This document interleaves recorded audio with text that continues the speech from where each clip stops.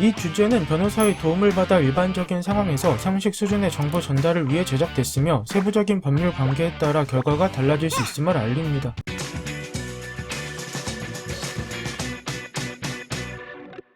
유튜브에서 채널을 운영하는 사람이 매우 많습니다. 많은 사람이 이용하는 만큼 다루는 분야도 매우 다양한데 그중 커플이 데이트하는 일상을 공유하는 채널도 존재합니다. 그런데 커플은 헤어질 수도 있습니다.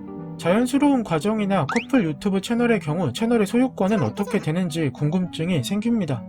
이와 같은 궁금증을 가진 사람은 아마 커플 유튜브 채널의 소유권이 커플에게 각각 절반씩 있다고 생각하는 사람일 겁니다. 과연 그럴까요? 이해하기 쉽게 방송사나 MCN 등에서 프로젝트성으로 채널을 개설한 뒤 출연자만 섭외해서 운영하는 채널을 예로 들어보겠습니다. 이런 채널 중 일부는 연예인의 이름을 걸어놓고 진행하는 경우가 많아서 잘 모르는 사람이 봤을 때는 연예인이 운영하는 채널처럼 보이기도 합니다. 물론 직접 운영하는 채널도 있겠으나 많은 연예인 채널에는 기획자와 투자자가 따로 존재합니다. 그리고 연예인은 출연자로서 출연료를 받는 것뿐이고 채널의 소유권은 기획자나 투자자에게 있습니다. 이러한 채널들은 대부분 계약을 통해서 운영됩니다. 하지만 커플 유튜브 채널은 처음부터 계약해서 비즈니스 목적으로 시작한 것이 아닐 수도 있기에 조금 모호합니다. 이와 같은 영업 형태는 매우 최근에 등장한 것이어서 아직 법적으로 이러한 계약을 전형적으로 정의한 것은 없으나 넓게 보았을 때 2인 이상이 공동 출자하여 공동으로 운영하는 형태이므로 일종의 민법상 조합으로 볼 수 있습니다. 논쟁이 될 수 있는 부분은 한쪽이 채널 운영을 주도하면서 시작한 경우입니다.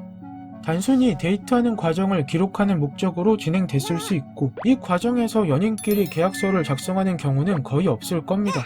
그러다 우연히 채널이 성장하고 수익이 발생할 수 있는데 계약서를 작성하지 않았더라도 조합 계약이 성립하지 않는 것은 아닙니다. 일반적으로 이런 상황에서는 출연하는 연인에게 수익을 배분할 수도 있고 채널의 일정 지분을 제공할 수도 있습니다. 이는 계약서 유무와 무관하게 당사자들의 합의만으로 성립하는 낙성 계약입니다. 어쨌든 전자의 경우로 협의했다면 지분이 아닌 수익 배분에 대한 협의이므로 연인이기 전에 출연자입니다. 당연히 소유권을 주장할 수 없고 앞서 알아본 것처럼 기획자나 투자자가 연예인 이름을 걸고 채널을 만들었을 때의 상황과 같은 맥락입니다. 이와는 달리 후자의 경우에는 채널이라는 자산을 공동 소유하겠다고 협의한 것이므로 합의한 지분만큼 소유권을 주장할 수 있습니다.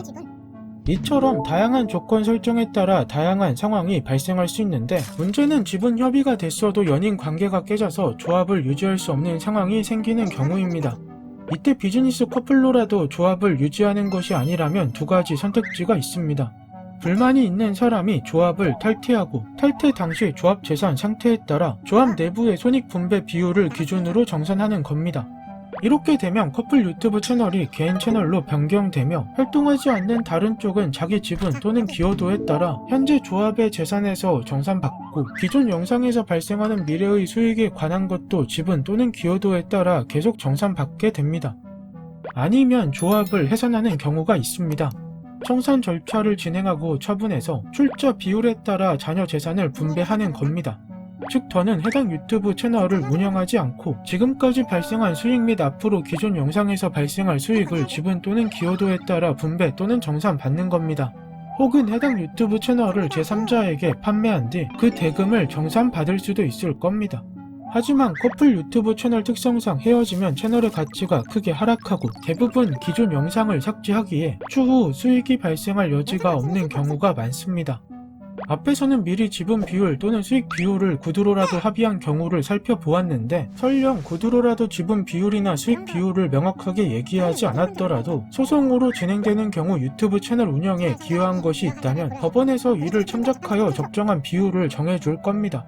그에 따라서 기존 수익 및 앞으로 발생할 수익이 정해질 수는 있으나 소송에서 이러한 기여도에 대한 증명은 매우 힘듭니다. 왜냐하면 아이디어나 편집 등 눈에 보이지 않는 노무 출자에 관한 기여도를 수치로 환산해야 하기 때문입니다. 또 같이 운영할 수는 없어도 혼자서 운영하겠다고 주장하는 경우가 있을 수 있습니다. 이때는 어쩔 수 없이 법원의 판단을 받아야 합니다. 궁금증이 해결되셨나요?